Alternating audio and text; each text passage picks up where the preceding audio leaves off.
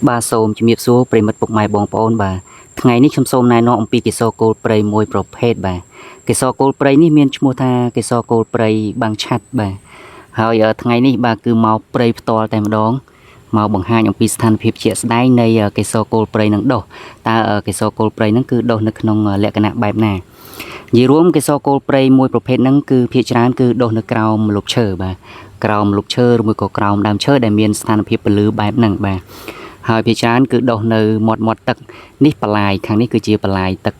ឬមួយក៏មាត់ត្រពាំងហ្នឹងគឺកេសរកូលព្រៃហ្នឹងនឹងដុះហើយចំណែកឯដីគឺដីប្រភេទនឹងឯងប្រិមិត្តពុកម៉ែបងប្អូនអាចអញ្ជើញមើលជាក់ស្ដែងគឺដីលក្ខណៈលបាយខ្សាច់បែបហ្នឹងអញ្ចឹងកេសរកូលព្រៃហ្នឹងគឺឲ្យតែមានដីលក្ខណៈបែបហ្នឹងគឺនឹងដុះហើយ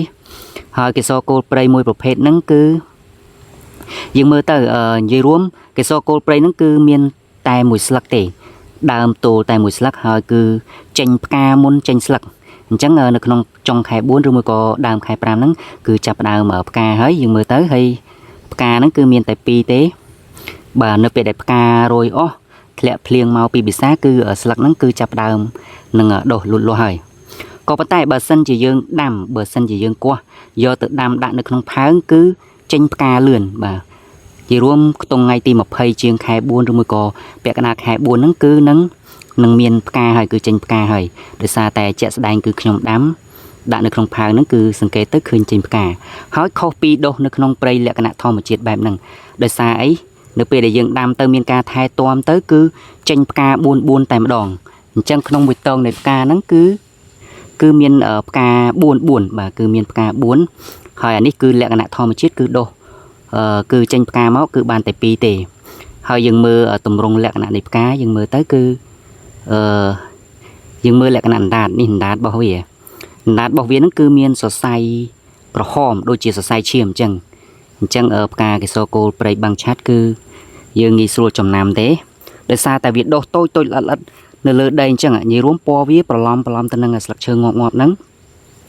បាទហើយមាន2ប្រភេទជាមើលខ្ញុំដើររកមួយប្រភេទទៀតដោយសារតែមួយប្រភេទទៀតវាផ្កាលក្ខណៈរឿងស្វាយជាងហ្នឹង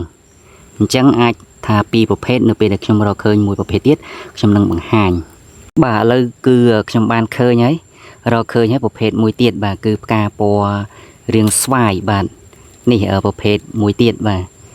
ហើយយើងមើលទៅស្តៀងគ្នាដូចគ្នាទាំងអស់ប៉ុន្តែគ្រាន់តែខុសពណ៌តែបន្តិចទេយើងមើលទៅ